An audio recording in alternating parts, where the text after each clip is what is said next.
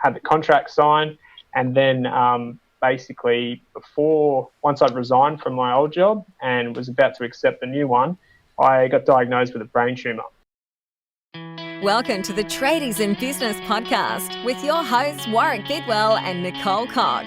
Divert your phone and grab a brew as Waz and Nick unpack tips, tales, secrets and stuff-ups from guests both inside and outside your trade, helping educate and inspire you to break the cycle of gut-busting and money stress and create a true trade business. Alrighty, we've got Josh Waddington, kind of from Blude Dog, mate, but you're here as yourself. You have your own identity, yep. I'm guessing. So, mate, welcome to the podcast. Thank you. It's good to be here. I almost believe you, mate. I feel like maybe you've been strong-armed into this a little bit. I might have pushed. I think I made the promise at the work Christmas party when I was a few deep, and then I was like, oh, okay. So I got to honour that one. Always a bad idea, mate, when Coxie's around. She's strong-armed you into it. Yeah. If it makes you feel any better, there's like another 4 or 5 of you to come after you. You're just the first one. Yeah. And then that's only the beginning of the list. She stitched a whole bunch of you up. I really did. I only went there to find podcast guests. Is that like the Black Widow or something? No. Anyway. Not a spider. So, Josh, enough garbage from us, mate. Welcome to the show. Thanks so much for your time on a Friday afternoon. I'm sure you've got way less exciting things to be doing than this. Mate, can you tell our listeners, I guess, like we usually say, so tell our listeners a bit about yourself, but often our guests are representing their business or a particular like techie thing that we're going to talk about with SEO or anything, but today is more of it's a real tradies episode. You've got an interesting backstory, at least according to the version that Coxie told me. The one told with alcohol, but no. So, mate, can you sort of go back in time a little bit and set the scene for our listeners about who is Josh? Okay, so basically, I'm a chip. Well, first off, I'm a carpenter, and that's what I sort of that's what I trained as originally, and throughout my career, I've worked all over the place. I've done everything from building houses, running my own projects, working as a site foreman. I worked in the Pacific on a project that I can't really talk too much about because of the nature, but you've heard about it in the news. And I was over there for a while. Had some issues, which we'll probably talk about in the course of the show. This is what I told Coxie about when I was speaking at the Christmas party. And basically ended up here at Blude Dog Training as a training manager, working with apprentice carpenters and also doing some work around QBCC licensing as well. So that's pretty compressed, but is that sort of what you're after? Or? Yeah, that's very compressed, so, Josh. I'm interested, Josh, how did you get into the trades? All right. So basically, when I was in high school, I started working in an engineering lab on the school holidays and weekends. I was doing like geotech sort of grunt work, so working on foundations, and I kind of really enjoyed that. Started doing a bit of scaffolding rigging weekends and school holidays again. And then when it came to the end of year 12, I was like, don't really want to go to uni. So had a look around, sort of thought carpentry is probably the most varied trade, and jumped into that. And went from there, basically. What was the attitude like around becoming a tradie? Like, because Coxie and I talk about on the show a bit, and a lot of our guests talk about, I guess, the state of trades in Australia and whether it's seen as a viable option or if it's like a second choice or even a third or a fourth choice for people. So just, anytime we talk to a tradie now, I'm always keen to find out what was the attitude around it when you went into the trades. Well, like generally speaking, everyone that I spoke to was quite supportive. Obviously, I went to quite an academically motivated school, so they weren't real happy about it. But they don't have to live with the decision and the HECS debt. So absolutely. Yep. For me, it was like a lifestyle choice. I enjoy working with my hands. You get interesting people, but also that satisfaction of kind of doing a job and then being able to step back and be like, oh man, I built that, or I contributed to that. And over the years, I've worked on like bridge projects, tunnels, infrastructure, all sorts of things, and just be able to look back and be like, oh, look, I built a hospital that I was later treated in, sort of thing, was spectacular. But as far as it goes, everyone was supportive, and honestly, if I had my time over, I definitely wouldn't change anything. I think it was a fantastic decision, and I think it's great that now people like yourselves are sort of bringing light to, it is not only a viable alternative to university, but for some people it can be better, and it's awesome. So good on you. And that's a damn good answer. I like that answer. Nice work, mate. Do you want a job on the show? And that's the thing. It's not that it's an alternative to university. It's one of the alternatives coming out of school. Yes. It's not like, oh, you didn't get a high enough OP for uni, well, go be a tradie. It's like, you got an OP of 1, go be a tradie. Yeah, exactly. Like, go do what you want to freaking do. All right. So it was pretty interesting.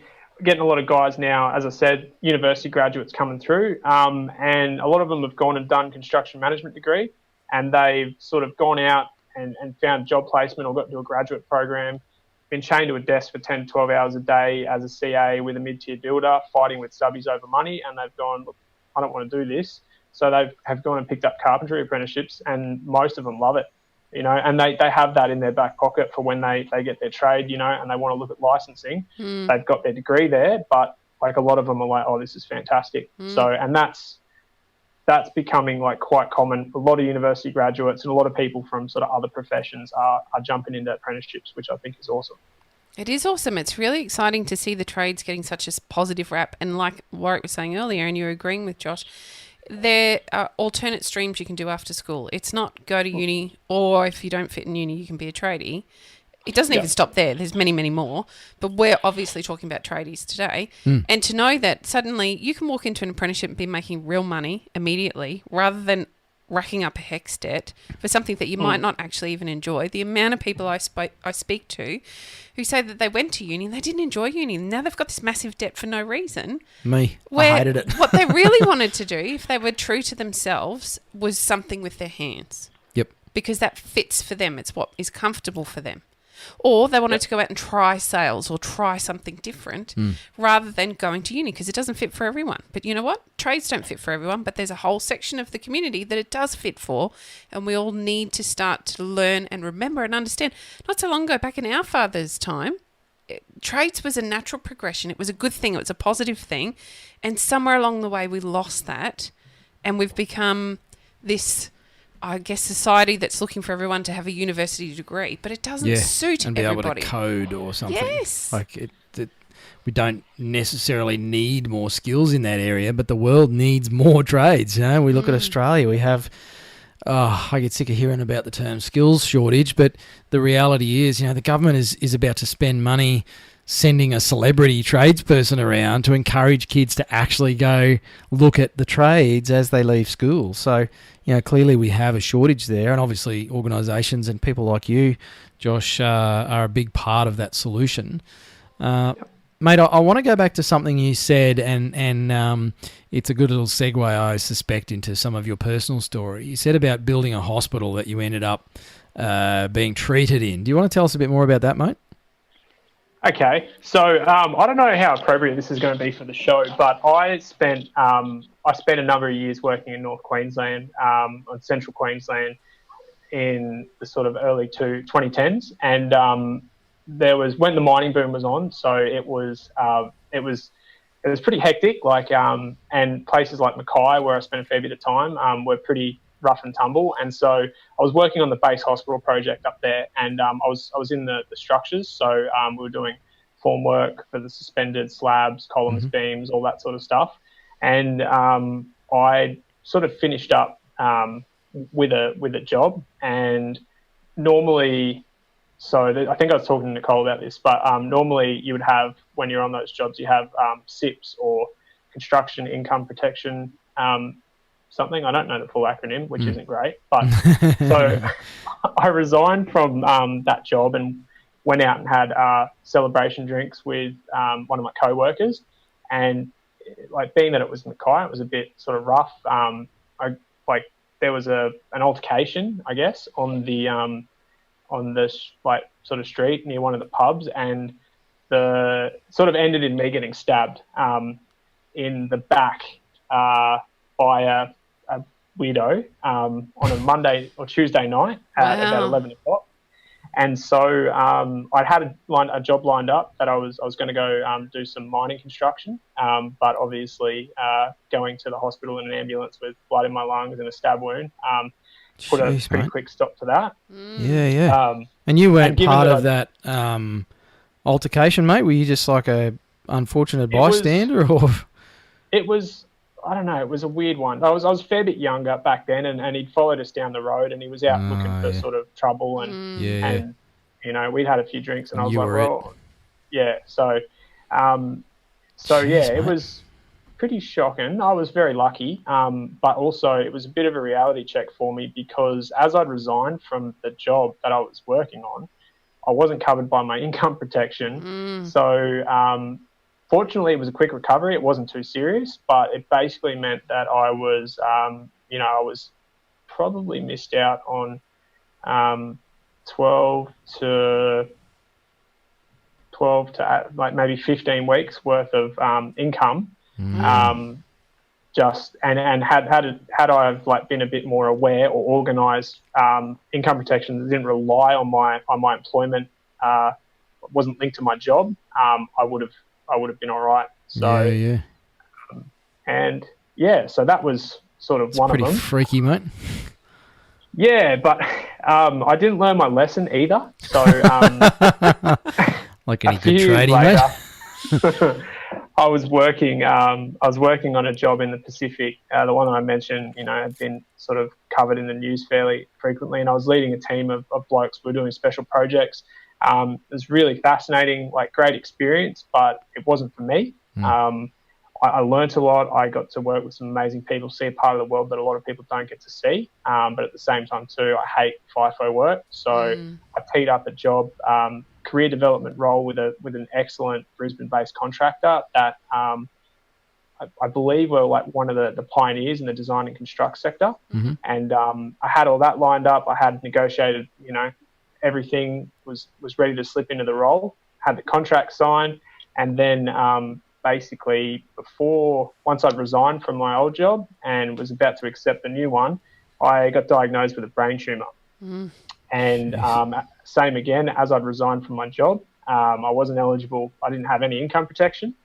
And so that one actually ran for nearly 2 years. Wow. So it ended up being a as far as they go, like quite a good one. But it was a good brain tumour. It was the second best brain tumour, I'm led to believe. Jeez, and I had surgery, and I had it all removed and stuff.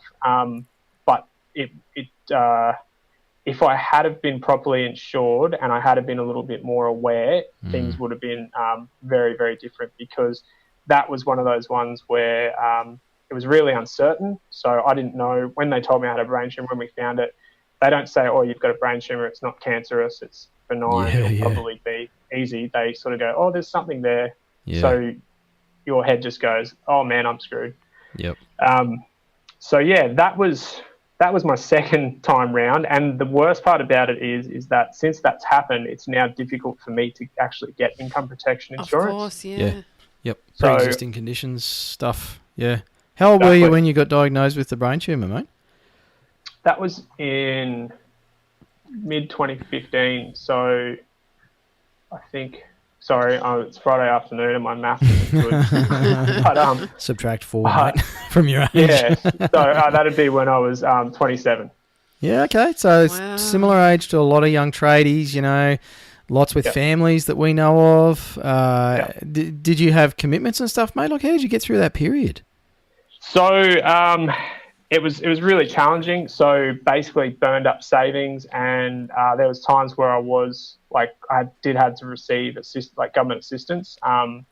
But I when I wasn't, I was still able to work, but not post surgery for a while. So when I wasn't, I was doing my own little jobs and stuff, and running small projects, and I had a few things to keep me going. But it was generally positive, but really uncertain. So I was just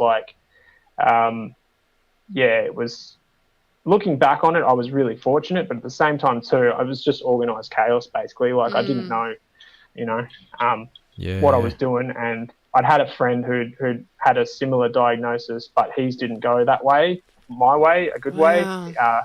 And he passed away. So straight away, that's where my head went. So, of course. That's terrible, Josh. Jeez, mate.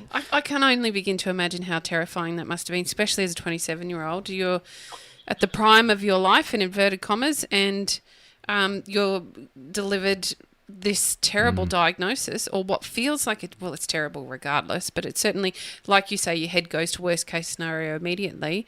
I don't think it would matter who you were or what your experience level with it is. We always go worst case scenario. Yeah. And somehow, then with no insurance, you need to get through that period of time, hopefully in a positive way, as you have, and you've come through, and you're in a great position now. But holy moly! It was definitely interesting. Interesting. I love it. I love how I guess a lot of guys do this, but a lot of the people in our community, they sort of just go, yeah, it was a bit of a challenging time, and it's like a bit of a challenging time. Interesting. Shit, man. Like, how did you manage the I guess psychological side of all of that? I mean, the financial side must have been tough, and you've mentioned a bit of that. But how did you cope with having that news and the disruption to your life, and just that uncertainty about the future that you mentioned? I think from an outside perspective, it seems difficult, and it seems but when that happens, you don't really have a choice. You've faced with that reality, and you've sort of just got to run with it. And I guess getting too worked up and losing your cool doesn't really help you. So there was definitely times where I was like, initially I was just sort of like numb. I was like, oh man, like this sucks. I have so many things I want to do. Like, but the more I guess fortunate that we live in a country that's got such a phenomenal health system, and like medicine is just amazing. So I always had that hope and that optimism. But it was pretty scary, but you don't really have a choice. You kind of just have to go, okay, well, this is what I've got, and I just have to sort of roll with it. So. I'm blown away. I don't know if I could just roll with it. I think I'd be sobbing on the floor, having a tantrum, Meltdown thinking, mode. why me, and just sucking Yep. it up. But that's not you, Josh, is it? I'm intrigued. Now, I obviously know quite a bit of your story because my husband and you work together, particularly at the moment where you're doing a lot of work on the Certificate 4 that Blude Dog offers. But I'm intrigued to share with our listeners how you came to be doing what you're doing now with Blude Dog, because I think as we were talking about before we went to air, it's really important for tradies to understand that there is this huge support network for tradies who are working behind the scenes that they never get to see or they don't really think about. And the truth is you can't have a builder unless you get a Certificate 4. So the role that you guys play is actually a really integral part of the industry, same as when you're a carpentry trainer or all of the things that your office does. They're really important in regards to keeping our tradies qualified and where they need to be. So I'm really keen to share your story and how you came to be where you are now. Cool. All right. So that kind of, I guess part of that whole brain tumor thing, the upside of it was it pretty much led me to actually working here at Blude Dog. And in my recovery, when I was recovering from surgery, I was losing my mind. I was so bored, and I ended up volunteering at a special school where I lived on the Gold Coast. And I went there and I volunteered for a few days, and they were just like, okay, you work here now. And they put me on as a teacher's aide, and it put me so far out of my comfort zone. Yeah. It was amazing. It was one of the best experiences of my life, like working there. Got challenged, learnt so much, got bitten a couple of times, but again, would totally do it all again. And then it sort of made me reevaluate. I guess my health has been fantastic since the surgery, but I haven't really got that resilience where being out in the sun all day is necessarily good for me. I tend to get a bit crook and a bit unwell. So I sort of, and working with people, I sort of realised I love working with people. I love helping people, and the industry that I've sort of grown up with, that I got into and I stuck with because, I love it. Like I love, I'm a bit of a nerd for like building stuff and And so I started looking at, different avenues to engage with the industry and stick with my trade because, I have, without, blowing my own horn or anything, but I've been able to learn and be exposed to every inch of the industry almost, in Australia, overseas, right through from, small reno jobs up to multi-billion-dollar infrastructure projects. So I love construction. I love the industry, and I sort of wanted to be a part of that. And when the opportunity with Blude Dog came up and they sort of told me about the organisation and their methodology, how they actually train their apprentices, it was so good. I was like really shocked. But more than that, I probably wouldn't have gone and worked for a traditional RTO.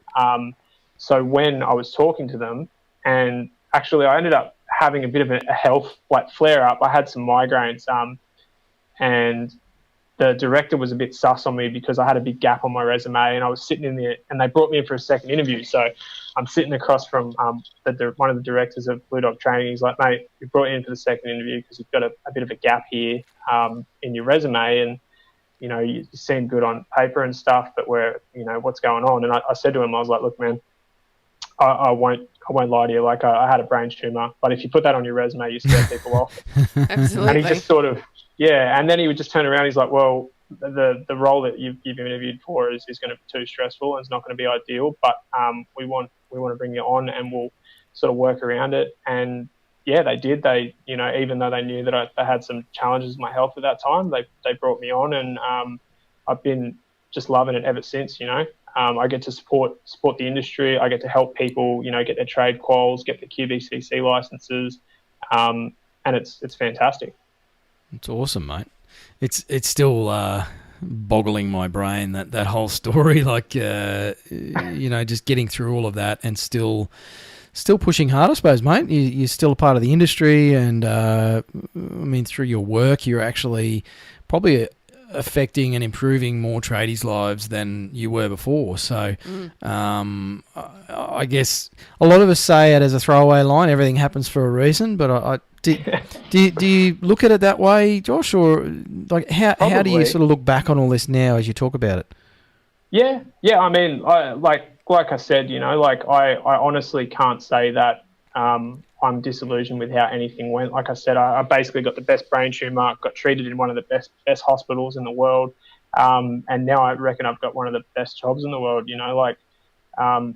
I get to help guys get their trade, get their license. Like that's their meal ticket for life. And I know when I was an apprentice, like having access to good mentors and people who were interested in sort of helping me and passing on good ideas made an immense difference to me. So that's what Blude Dog's all about. Where they're really outcome focused and they really want to see their guys flourish. So for me, that's just like, it couldn't have gone any better. Otherwise, I probably would have ended up as a site or a project manager with no hair. That I reckon I would have pulled out all my hair. Yeah. And I'd probably be on site 12 to 14 hours a day and pretty miserable. Whereas now I love my job. And I love the people I work with, and I love the industry. So it's awesome, which is a bit of a weird way to think about a brain tumor, but it's done me pretty well. So yeah. So one of the things we've been talking about a lot in the last couple of weeks, Josh, on the podcast is how in the trades there's no real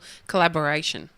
Like builder doesn't talk to builder and share ideas because you might pinch my ideas and you're not going to help me get further in my business. So, but what I find about what you guys are doing behind the scenes is you're actually encouraging that sharing and that collaboration and the mateship.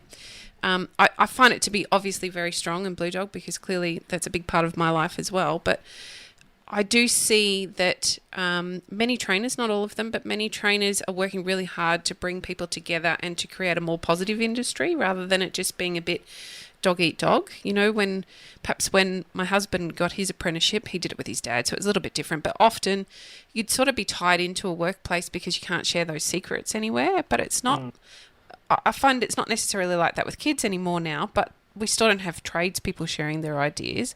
Where you guys there as trainers are constantly sharing your ideas, you share templates, you share information, you share directions to work in or people to help them do something else in. It's a real collaboration. It's something that we're working really hard on here at Tradies and Business, is trying to get, builder talking to builder and plumber talking to plumber and Sparky talking to Sparky, rather than us all sort of fighting against each other thinking there's not enough space for us all. It's something that you guys do really well. It's really encouraging. I wonder if there was a mind set shift that you had to do to be able to encourage the guys that you work with to do that. Like, when you're giving the information to the kids, I say kids, they're not kids. To me, everyone's a kid because they're younger than me. But to the guys and girls that you are training and directing and helping find their way with, was it a shift for you to be giving that information all the time, or do you think that shift actually came when you were working back at the school? So I guess because I'd worked like both, I'd been an apprentice, I'd worked as like a tradie, an employee, a subcontractor, and as a site foreman and in management roles, sort of having seen it from all angles,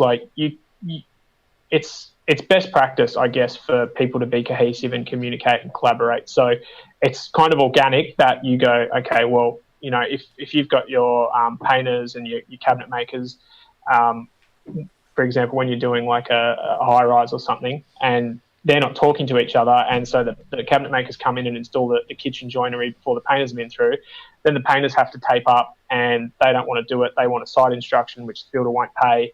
And all of that came down to not getting the two people to chat to each other and go, hey, mate, look, we're doing units, 1 to 4 on level 2 at this date. So that collaboration goes a long way towards making a better outcome in the industry, but also for mental health. Like when you're working with people that you get along with and people that you like, and you can have a joke with, you're more likely to want to be at work. And sort of that's, at least personally, that's something that, I put a bit of emphasis on. And I like, what you guys are doing with that. And so, does that answer the question, or did I go off on a tangent? No, that's perfect. I want to jump in there and probably pick up on the culture thread that might run through that little conversation there. Is what do you think? I suppose, from your perspective now, Josh, you've been a tradie on the tools, and now, I still think of you as a tradie. You're now sort of working with trades and people who are entering the trades.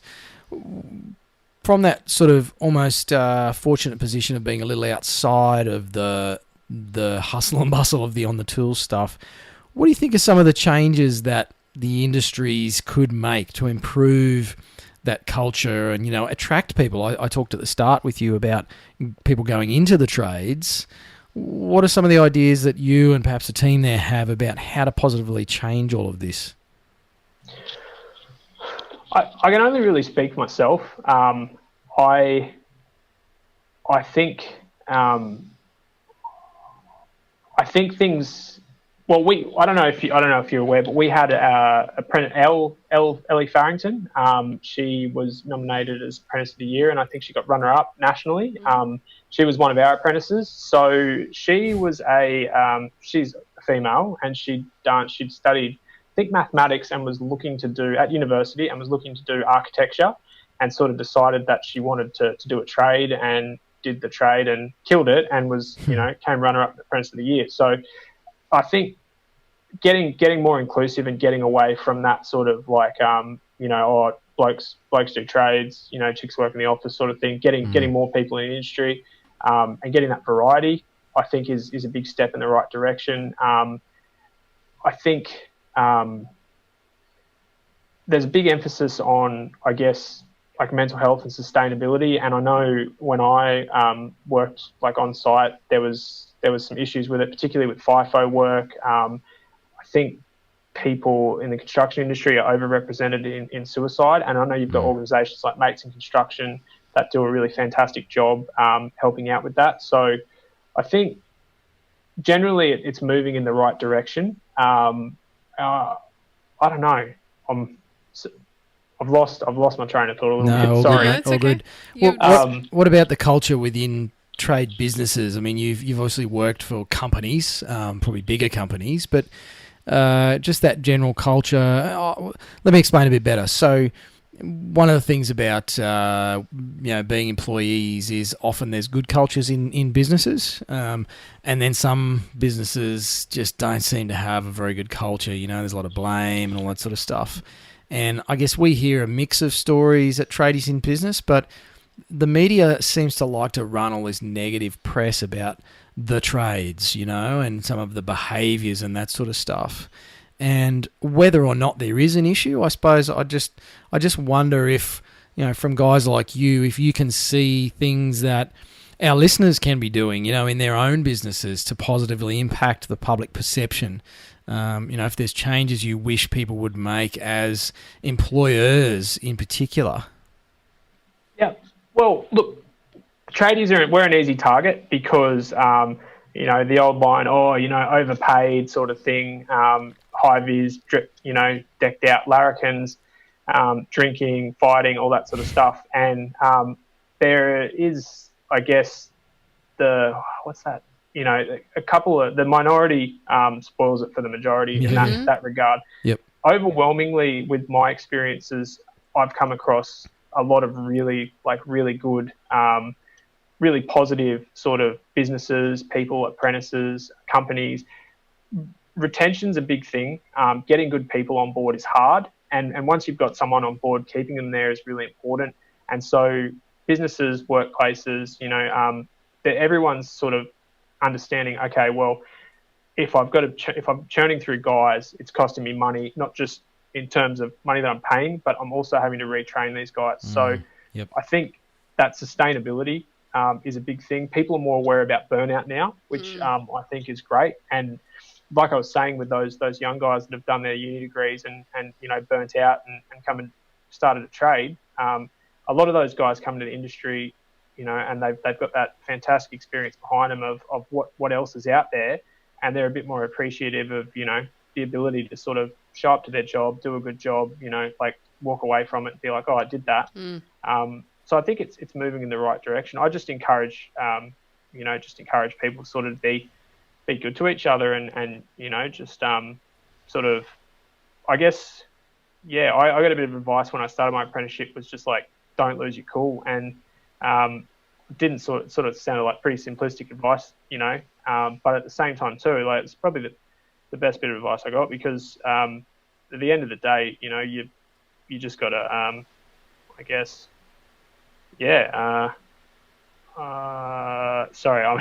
That's all right. All good, Friday. mate. Friday afternoon. I've been doing It that is all Friday. afternoon, mate. Actually, I do that every time we Do record. it every day. It's just you at the end of the day. I just talk shit. I was on the for road today seeing apprentices, so I'm just I've just been running and I'm a little bit cooked, but like I'm a bit overheated, but just I guess it's going in the right direction. And I mean, we're pretty fortunate in Australia. We have great safety laws, and we have I guess a fairly healthy economy. So there's nothing I can really sort of add to that one, unfortunately. No, that's perfect. All good, mate. Just always excited to get an actual tradesperson on the show.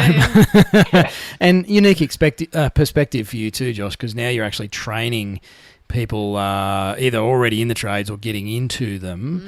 Probably one other thing I really wanted to ask about, and it's something that I think a lot of employers in the industry complain about, this idea that they need to train ongoing. It's like, oh, people are just going to leave and set up their own business in competition with me, and it's the old adage about, you can train them and they leave, or you can not train them and they stay.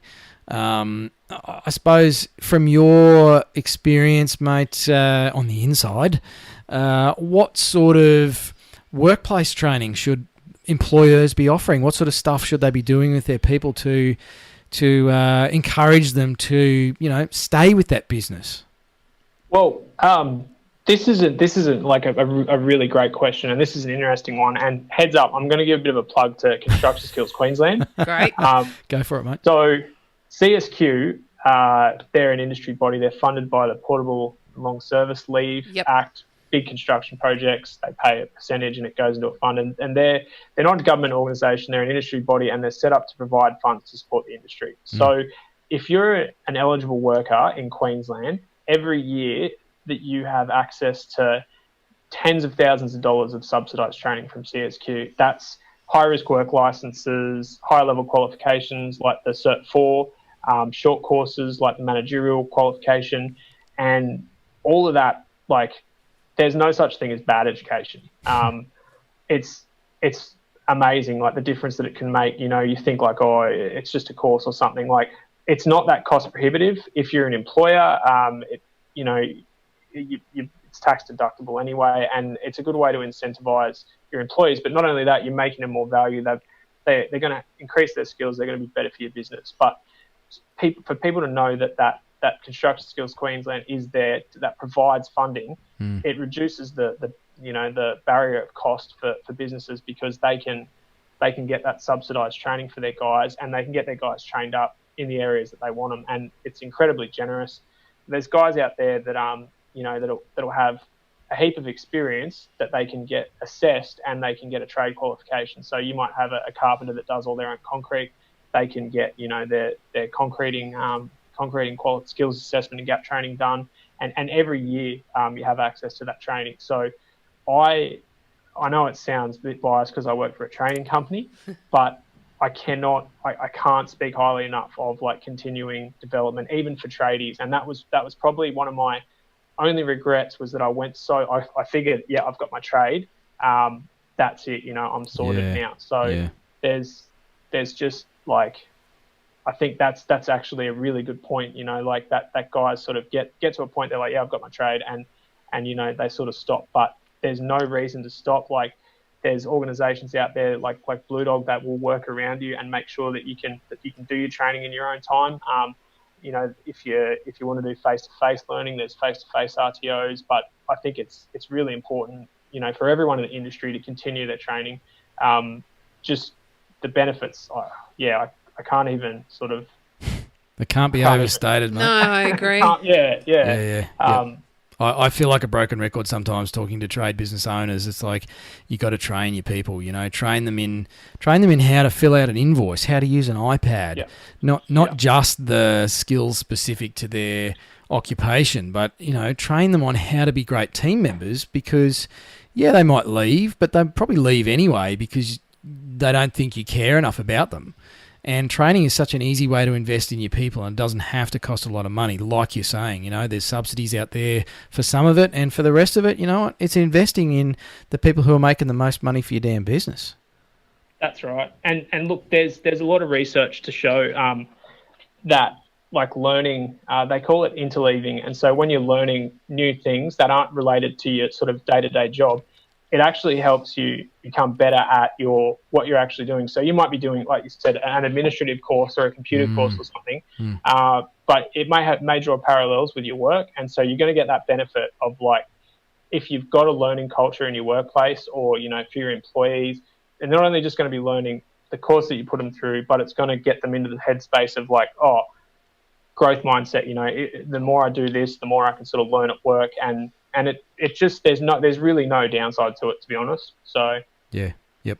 A guy I used to train with at CrossFit years ago, he had this hashtag that he liked to use on everything, and I thought it was a bit wanky when I first saw it, but he used to hashtag everything that he did with KGB.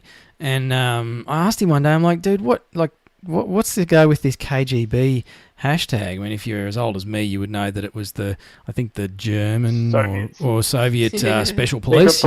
Yeah. And he's like, keep getting better, and everything he did, every lifting session, every coaching session, he's gone on to run his own CrossFit gym and everything. Yeah. But everything he does, he tags it with keep getting better. And it's just, it only has to be 1% better or 2 mil better than last time. But it's just every time you touch something, just keep getting better. And it's such a good mantra. And training is such a key part of that. So it does my head in, and it annoys the crap out of me, to be honest, the employers that complain about their staff and their attitude, but they won't do training with them on anything. Yeah.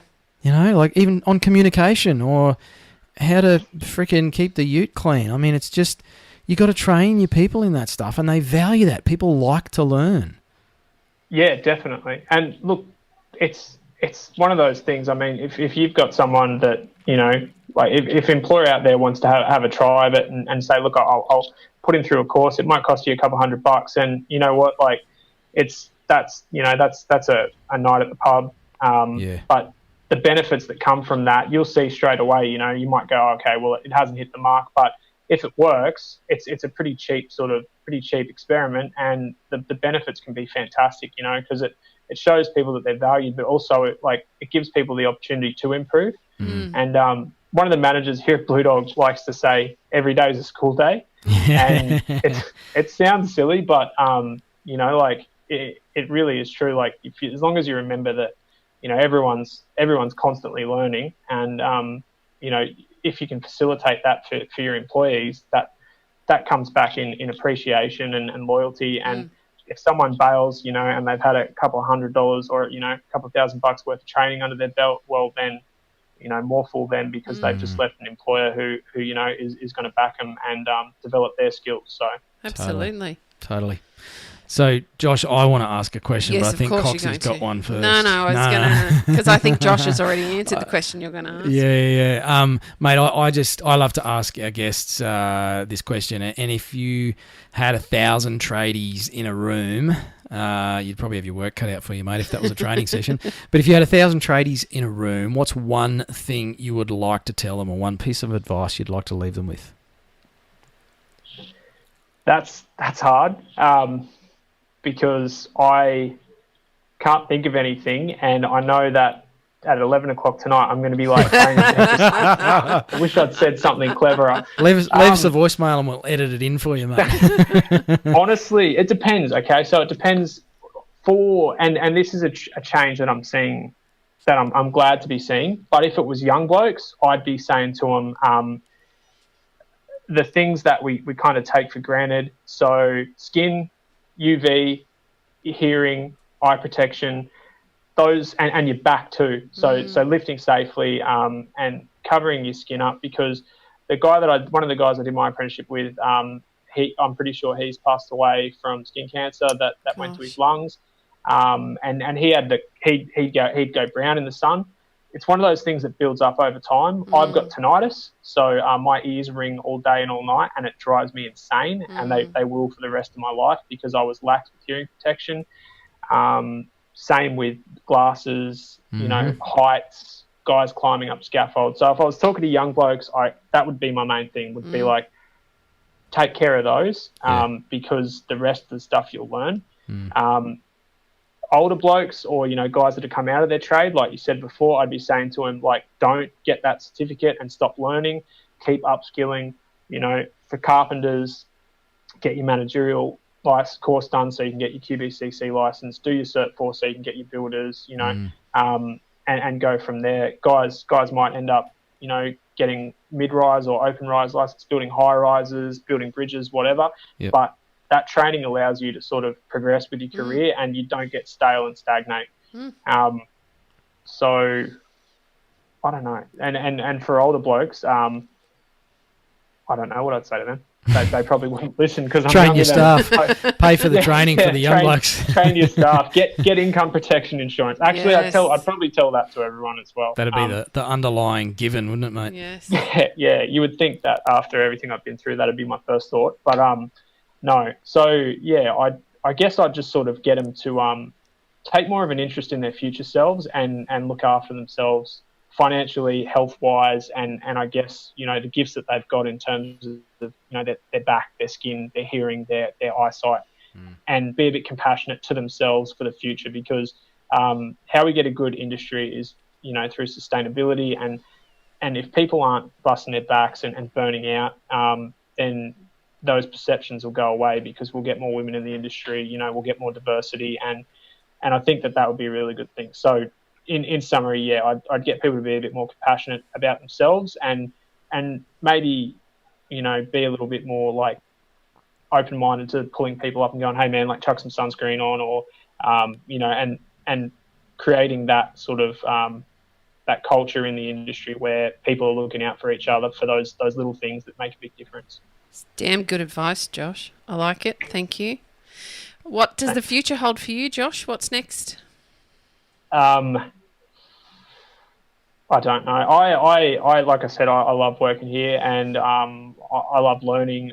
Adam Cox is, like you said, I work quite closely with. I love working with him. He's fantastic, and he has a wealth of knowledge. Everyone here basically, I love learning from. I'll probably try and do some little side stuff, but at the moment I'm just really like loving my job and loving being able to support the industry and what I'm doing here. So I'm hoping to keep doing this for the foreseeable future and get better at it.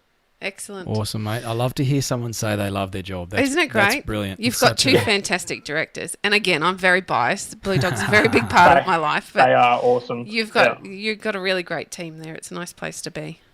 Yeah. Awesome, mate. Well, look, thanks so much for not only coming onto the podcast, Josh, but for sharing so openly about your past and your thoughts and even some of your challenges, mate. So I really appreciate your time.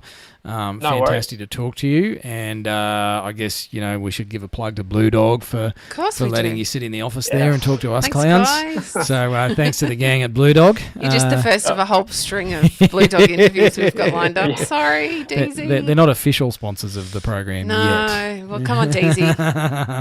But yeah, mate, look, all the best for the future. And hopefully we talk to you again down the track sometime. That'd be awesome. Thank you so much. It's my first podcast. It's been great. Hey, another cherry popped. Love it. Awesome, mate. Well, thanks again, Josh. Thanks, Josh. All right, guys. Happy Friday. Cheers. So, full disclosure, I did meet today's guest in a bar. You've been... Now, hang on. The term for dudes is catfishing, apparently. Yeah, what were you doing? Catfish. No, but what were you doing? That's not the way it works. Catfishing is you show a picture of yourself 20 years younger and then you turn up and you're 20 kilos heavier and blah, blah, blah. I was just as I was. So what do you call it when Coxie goes into a bar scoping for talent? At your husband's Christmas Cheating party, on no her less. husband. You weren't doing that. Let's just clear that up. Okay? I wasn't cheating on my But you did meet Josh in a bar. I did. And you guys got chatting and we've got an awesome episode out of it. How interesting is Josh? Holy crap. I told you it was a cracking story. Stabbed in the back, brain tumours, no insurance, massive sidestep into what is essentially a completely different career. Yes. From being a carpenter and a project manager to now being a trainer, which it's related, but they're very different skill sets. They're very different skill sets, but I guess the skill sets are transferable. Yeah, if anyone can do it. If my husband can do it, anyone can do it. G'day, Adam, if you're listening, builder. So, we hope you enjoyed that chat. There's some good lessons in there. We probably covered a few bits of ground about training your team, investing in the future of the industry and yourself, looking after your body. And the underlying message in there is, for goodness sakes, get some insurance. If you don't have basic income protection, critical illness, term and TPD, go talk to a broker. This episode isn't brought to you by anyone in particular, but we have been chatting with the gang at Skylight Financial Services, which is part of BusQ. So another fantastic Queensland organisation. Go the Queenslanders. Represent. We're both New South Wales fans. How does this I know. work? I was born in New South Wales. I'm like a dual citizen. Blue and maroon. Okay, so I'm just always a bleed blue. That's it, forevermore. If you mix blue and maroon, what colour do you get? Brown. Don't know. Brown. Which state is brown? Western Australia. Everywhere at the moment. The whole of Australia is freaking brown or black. And I shouldn't laugh. But, so thanks heaps to Josh for today. And for Blude Dog for generously allowing him to spend some of his time with us. Absolutely. So we're going to chat to some more of Blude Dog's people.